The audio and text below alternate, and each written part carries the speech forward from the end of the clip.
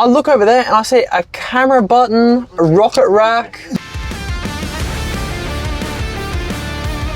All right, Terry, what is this aircraft behind us? It's an American Grumman Tracker S-2G. This airplane came off the production line in January 1965. 12 years service with the US Navy, and then the Australian Navy acquired it and 15 others in 1977. Let's go have a look. It's a big white blob thing here. What is that?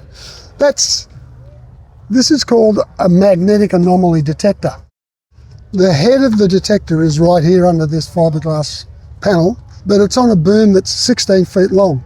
So part of the anti-submarine detection equipment, one of the items is this MAD detector. As the aircraft is flying over the ocean, if there's any disturbance in the Earth's magnetic field, you put a 10,000 ton submarine in the ocean, it's going to disturb the magnetic field, and this detector will pick up that disturbance. At the rear of each engine nacelle, 16 sonobuoy tubes. These sonobuoys are about 1.2 metres long, round cylinder about 8 inches in diameter. The observer can select one or a whole ripple to fire off.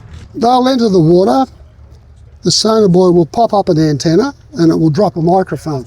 So it will just float around in the ocean with the microphone set to whatever depth, and it will pick up the noises from anything under the water, transmit that back to the systems operators in the back seat of the airplane, and they can then localise the target, the submarine. So every single one of these tubes here can be individually controlled by someone in the aircraft? Correct, yes. So this aircraft, it is just full of features so far that I'm just noticing one after the other. So now I've just noticed an air intake. What is this for? Below the fuselage is a radar antenna with a scanner mounted inside the antenna. Just like the MAD boom that extends out 16 feet, the radome also extends down into the airflow. It's about 4 to 5 foot in depth. And these scoops just control the airflow and control the turbulence around the radar antenna. Oh yeah. So it reduces the drag on the airplane basically. That's all these scoops are for. So that is basically what's connecting to the sonobuoys?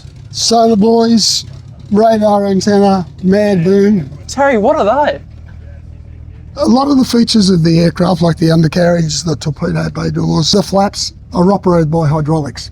So in a hydraulic system, we have a cylinder called an accumulator, which is charged with nitrogen, and we preload that cylinder to 850 to 900 psi. In the case of the torpedo bay, we've got a brake accumulator. We've also got accumulators down the back for the rotor assist. So we charge those with nitrogen. But when the pilot makes a selection to open the torpedo bay doors, the very first action is the discharge of the nitrogen to operate the hydraulic cylinder. This hinge along here is the outer door of the torpedo bay. So that's a long torpedo bay. You can see the length of the torpedo bay. Yeah. They can carry torpedoes, mines, depth charges in the torpedo bay and on the wings. So we could fit torpedoes, rockets, depth charges or mines on the wing stations or in the torpedo bay as well. So what about the wings? Because obviously the wings are very unique. So tell us a bit about the wings. So the wingspan is 78 feet. You land on an aircraft carrier, you haven't got much distance between the tip of the wing and the aircraft carrier island. So we fold it up and it finishes up less than 28 feet. Grumman developed this system of wing folding. It folds in about a minute or so, and then we can put it on the elevator and take it into the hangar deck. I'm looking up at this wing folding mechanism here. I'm just seeing two big hydraulic cylinders. What do these do? Grumman Aircraft Corporation was the leader in developing hydraulic wingfold systems, and they kept progressing. And in the case of the Tracker, we've got two large hydraulic cylinders. They're about a metre or so long on that beam between the two wings. So one cylinder will retract while the other cylinder extends to spread the wing. When the wing spreads, you can see all these holes on the lower edge of the wing and on the upper edge. And aligned with each hole is a little hydraulic piston. So Once the wing comes over, those wedges on the outer panel of the wing engage in the slots, and then each individual slot has got a hydraulic. So it's like locked into place. Yes. And what about these massive engines? They look like they're just big radials. So what are they? They are Curtiss Wright R1800, so they're 1820 cubic inches, the total capacity. Powered by a supercharger and a pressure injection carburetor. They put out 1,525 horsepower each, so plenty of grunt. The engine was developed in the 1920s. They powered B-17s during World War II. They power the Trojans that we have here. They were even in DC-3s, the first DC-3s. So you're telling me it's basically like having two Trojans on one aeroplane? And just as noisy, if not noisier. What about your favourite feature of it? What's your favourite sort of unique features? Because it's a carrier-borne aeroplane, launched off the Catapult. The Catapult on the Australian aircraft carrier, HMAS Melbourne, was about 90 foot long. So within a distance of 90 foot, this aeroplane was doing 100 mile an hour to get off the deck. Whoa! Catapult launching, the aircraft taxis up onto the Catapult track. There's a set of chocks that come up out of the deck to hold the main wheels. There's a whole team of flight deck personnel who look after the airplane for the launch. And they attach a steel strop to the hook here, and that strop goes down at about a 45-degree angle to the Catapult shuttle. Initially, the steel cable, every launch, the cable would go over into the ocean. But they developed a system where the cable was retained or restrained and finished up in a net at the front of the Catapult, so they could reuse the launch strops. To get the aircraft in the launch attitude, there was also a cable at the back, which was called the hullback. We'll go and look at the hullback, and that pulls the nose wheel off the ground and it rests on the tail wheel. So it's very important that we've got the tail wheel down there to keep it secure. Yeah, and it's so strange that we have a tail wheel on a front wheel plane. That's right, yeah. Does this wheel retract? It does retract. It's got its own shock absorber. It retracts with the main gear and the nose gear. And just under here is the device that the whole back strop goes into as well. So there's a breaking point. They put a fitting in there. When the Catapult fires off, that fitting shears. Yeah. So this whole back strop just falls back on the deck, and off it goes, trundling down the 90-foot Catapult at 100 mile an hour. So I notice there's a split rudder right here. What does that contribute to the plane? It's very important. The fuselage is less than 50 foot long, got a very wide wingspan, as I explained earlier. But if the aircraft loses one engine in flight, you're going to have a very severe torque reaction for the airplane to fly around the dead engine.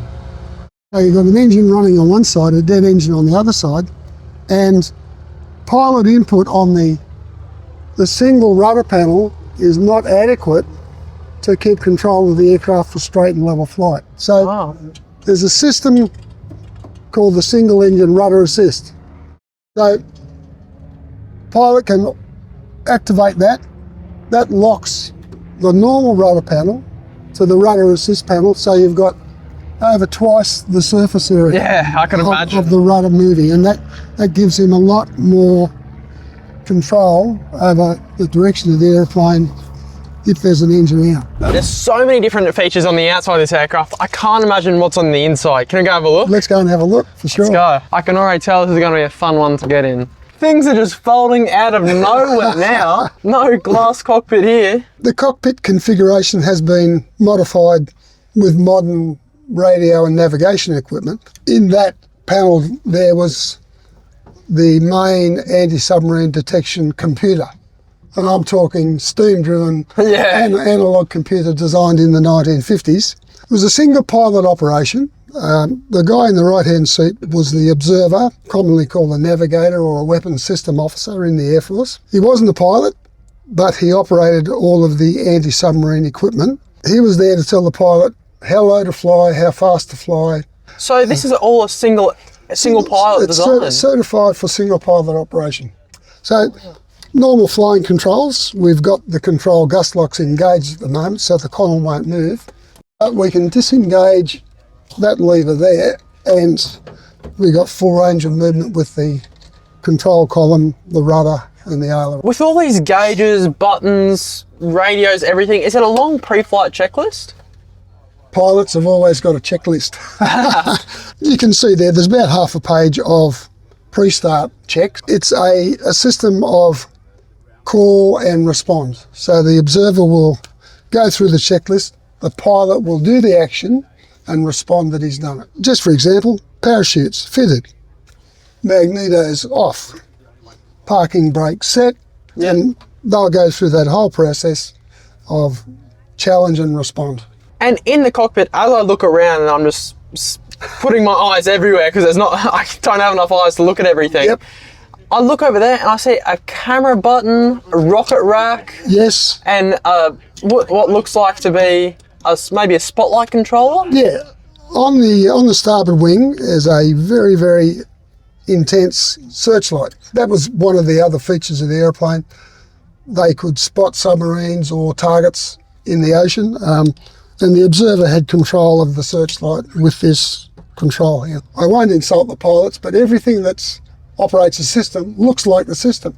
You've got a hook, you've got a flap, you've got T for throttles. So flap controls, deck hook controls, engine mixture controls. The gust lock feature here prevents you from advancing the throttles without having the wings spread. When you're at max power on the Catapult, the pilot can hold the throttles and that handle there. So when you're on the Catapult, there's a tendency for the pilot to be thrown back in his seat, so he may pull back on the throttles. So he's holding onto that Catapult grip to make sure that he's got full power on takeoff. I'm almost speechless. They've just thought of everything in this aircraft. All right, Terry, thanks for the awesome tour. I'm sure everyone's going to be interested to see the Tracker fly. Thanks. Here. We're really pleased to be up here at the Scone Warbirds Airshow. It's the first trip we've done away from our base at Shell Harbour. Yeah. Since the airplane's been at Shell Harbour, so it's great to be here, great to talk to you, and we'll have a terrific day.